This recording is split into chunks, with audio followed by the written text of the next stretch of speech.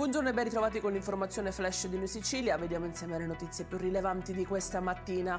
In apertura la decisione della Corte dei Conti che ha respinto il ricorso della Procura Generale confermando la storica sentenza che aveva dato ragione alla Regione siciliana sulla parifica del rendiconto 2021.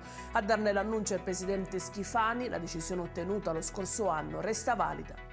Il governo Meloni prende in giro i siciliani. Con queste parole Bevilacqua, Damante e l'orefice del Movimento 5 Stelle hanno mostrato il loro dissenso in merito alle recenti scelte relative al ponte sullo Stretto. Sulle carte della commissione via Avas manca ancora la firma del Ministro dell'Ambiente. Questo significa che mancano delle autorizzazioni propedeutiche fondamentali, hanno detto i 3 senatori. La cronaca con la morte di Paola Grisafi, la 74enne rimasta ferita nell'incendio della sua abitazione nelle scorse settimane a Caltabellotta, nell'Agrigentino.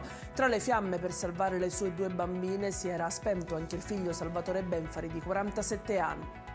A Caltani 7 finanzieri hanno sequestrato circa 2 kg di stupefacenti e arrestato 2 persone nell'ambito di un'operazione denominata Delivery Express.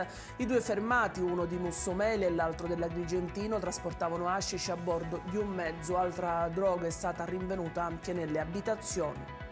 In chiusura il lieto fine per i commercianti di Palermo e Menfi dopo l'arresto di 2 ragazzini di 15 anni che erano diventati il loro terrore. 3 le rapine, 2 consumate e una tentata avvenuta nel giro di un mese. I 2 minori si erano resi protagonisti anche di diversi episodi di furto.